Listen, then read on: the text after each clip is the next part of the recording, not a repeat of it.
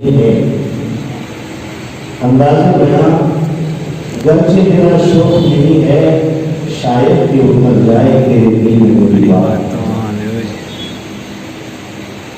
مجھ سے پیشوا خطیب نے بھی یہی آیا کہ کلمہ تلاوت کی، قاری سلطان صاحب نے بھی یہی آیا کہ کلمہ تلاوت کی. بہت شوقی اور دوسرے راستے سے میں آپ کو اسلام اور قرآن کا بیک گراؤنڈ بتانا چاہتا ہوں. اللہ نے بے شمار انبیاء اکرام کو دنیا میں مبعوث فرمایا، لیکن چند پیغمبروں کو کچھ کتابیں عطا کی. مشہور نام ہے، آپ جانتے ہیں، توریت، انجیل، زبور، قرآن. مگر تھوڑے وقت میں بہت کچھ دینے کی جسارت و ہمت کر رہا ہوں. آج دنیا کہیں آپ کو اگر توریت ملے گی اوریجنل نہیں ملے گی، کہیں دنیا میں آپ انجیل ملے گی مگر اوریجنل نسخہ نہیں ملے گا. زبور ملے گی آپ کو مگر اوریجنل نسخہ نہیں ملے گا. ایک قرآن ہی ایک ایسی کتاب ہے، ایک ایسا رسول کا معجزہ ہے کہ جس میں نہ کل کوئی کمی ہوئی تھی، نہ آج ہو رہی ہے اور نہ قیامت تک ہو سکتی. قرآن جیسا کہ تقریباً کچھ کم 1500 سال پہلے نازل ہوا تھا ویسا ہی آج ہے. اس کا ریزن کیا ہے؟ اس کے ریزن کو سمجھ لیں گے تو یہ اسیم وسیم جتنے بھی ہیں نا، یہ پتلی گلی سے نکل جائیں گے.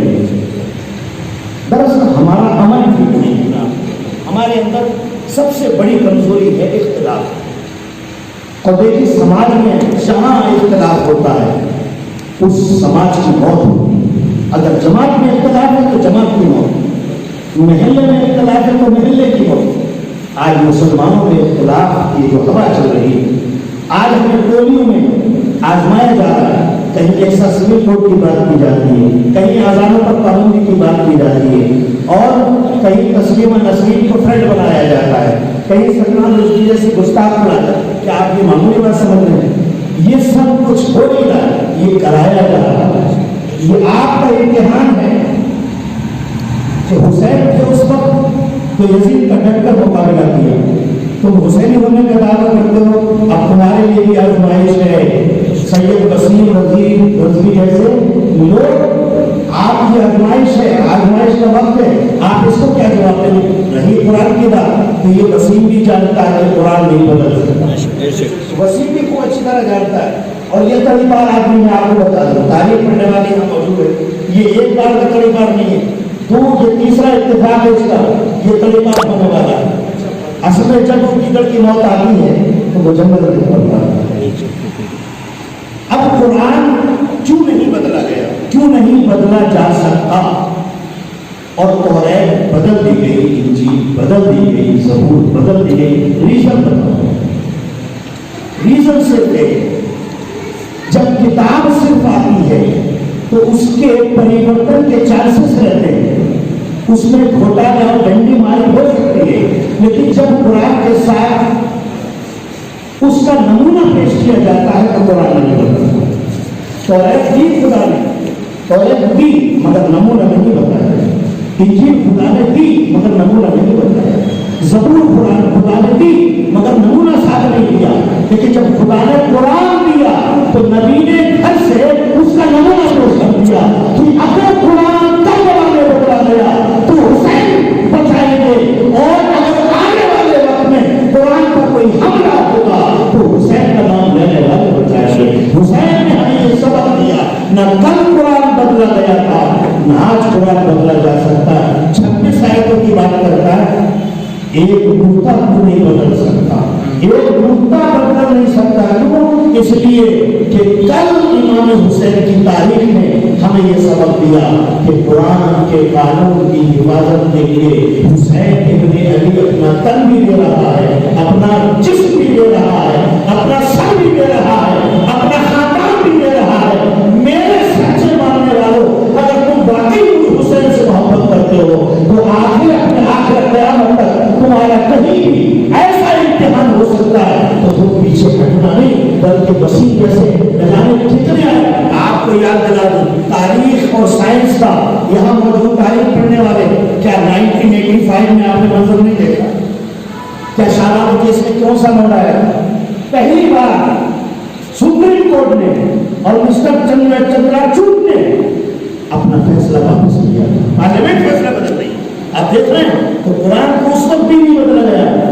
آج تو اللہ کا فضل و احسان ہے، ہم جیسے لوگ ہیں اور علماء کا ساتھ دیجیے۔ یہ علماء آپ کی لگام ہے، یہ رہبر ہے، یہ قائد ہے، لیکن ہوتا کیا علماء آگے بڑھنا چاہتے ہیں، پبلک پیچھے کھینچنا چاہتے ہیں۔ علماء کے ساتھ یہی انیاء برا، یہی ناانصافی ہوتی ہے۔ ہمارے لیے شہر کو آگے بڑھایا جاتا ہے، علماء کو پیچھے کھینچا جاتا ہے۔ لیکن جو کام لینے کی بات یہ ہے، علماء کیا ہے؟ علماء نے چاندنی چوک میں نہ جانے کتنے ہزاروں کی تعداد میں اپنے اپنوں کے سروں کو قلم کیا گیا اور ان کو پھانسی کا پھندا چکنا پڑا، پر یہ اسلام بچا۔ تو ہر میدان میں علماء ہی کام آئیں گے۔ آج علماء کو لے کر ہی میں بھی کر رہا ہوں، آپ نہیں کر سکتے، کیوں؟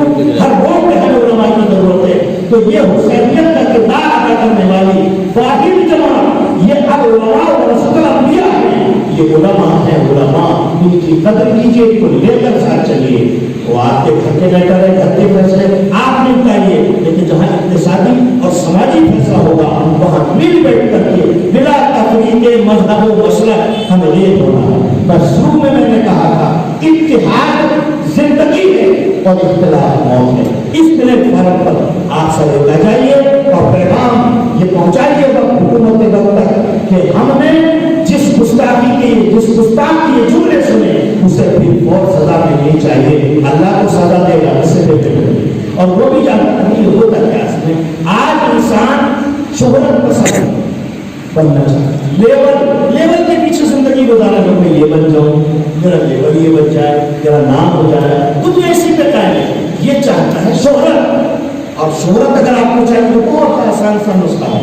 سوشل میڈیا بہت ڈیولپ ہے، سائنس اور ٹیکنالوجی بہت عام ہو چکی ہے۔ ایک سوشل چھوڑ دو، وائرل ہو جائے گا، آپ کی شہرت ہو جائے گی۔ اس کو چھوٹے اقتدار کی ضرورت ہے، اور یہ صرف کر رہا ہے کیونکہ اس کے بھائی کی زبانی معلوم ہوا ہمارے سے کوئی تعلق نہیں۔ ابھی دیکھو نہ جانے کتنے رشتہ دار ہیں کہ ہمارا کوئی تعلق نہیں، ہمارا کوئی تعلق نہیں۔ اللہ اور رسول سے تو پہلے تعلق توڑ چکا ہے، تو یہ کچھ نہیں کر رہا ہے، لیکن ہماری بھی ذمہ داری ہے۔ ہم امام حسین کے ماننے والے ہیں، تو انہوں نے کیا سبق دیا ہمیں اپنی طرف سے پہل کرنی چاہیے، ہمیں اتحاد قائم کرنا چاہیے، ہمیں متحد ہو کر سارے علماء بلا تفریق مذہب و مسلک، یہ قرآن کا معاملہ ہے، یہ گھر کا معاملہ نہیں ہے، ہم سب کو ایک ہو کر اس کا مقابلہ کرنا، اور آئندہ جیسے آئندہ حالات میں بھی وسیم رضوی جیسے نہ جانے کتنے آئے چلے گئے اور آتے رہیں گے، ہمیں ہر محاذ پر اپنی محبت اور رسول قرآن سے محبت کا ثبوت پیش کرنا۔ اب قرآن نہیں بدلا جا سکتا، اس لیے کہ اس کے ماننے والے موجود ہیں، اس کے نمونے ساتھ ہیں۔ اللہ کے رسول نے فرمایا تھا میں دو چیزیں تمہیں دے کر جا رہا ہوں، ایک قرآن دے کے جا رہا ہوں، ایک میرے گھر والے دے کے جا رہا ہوں۔ اچھا قرآن کو مضبوطی سے پکڑے رہو تب بھی گمراہ نہیں ہوگے، اور اگر میرے گھر والوں کا دامن مضبوطی سے پکڑو گے تب بھی تم گمراہ نہیں ہو سکتے۔ قرآن کو اہل بیت کے ساتھ کیا، اہل بیت کو قرآن کے ساتھ کیا، مطلب یہ ہے وہاں امام حسین تھے اور قیامت تک حسینی میدان میں کام کرتے رہے۔ تو ہمارا الحمدللہ حسینی ہمیں یہ اتحاد کے پلیٹ فارم سے ہمیں یہ حکومت وقت پیغام پہنچا دینا چاہیے کہ ہم کسی بھی معاملے میں اب اور اس کی سزا میں ان کو نکالنے کی بات کریں 36 آیتیں، اس کا منہ دیکھو 36 آیتوں کی بات کرتا ہے، اور سرکار نے فرمایا اس نے 3 خلیفوں کی بات کی، خلیفہ اکبر، خلیفہ دوم، خلیفہ سوم، ٹھیک ہے نا؟ سرکار فرماتے من سب اصحابی سب، جس نے میرے صحابی کو گالی دی اس نے مجھے گالی دی، اس نے تینوں خلفاء کو گالی دی ہے، یہ تو کافر ہو چکا، کافر ہو چکا۔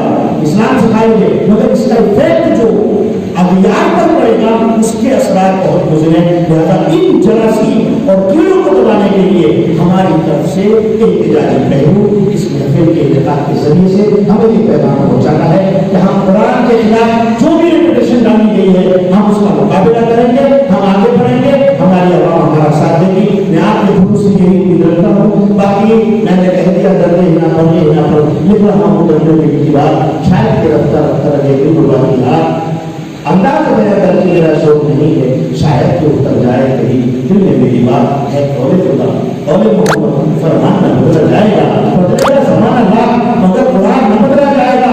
اور یہ کافر کیا سمجھتے ہیں جو اپنے دل میں ہنستے ہیں، ابھی تو کربلا کا آخری میدان باقی ہے۔ میرے دوستو آپ بیچیے. اور سب سے زیادہ زور میرا اس بات پر ہے کہ آپ ایک ہو جائیے, ایک بنیے. اتحاد ہی میں ہماری طاقت ہے. جس میں اختلاف ہوتا ہے کبھی زندہ نہیں رہ سکتا.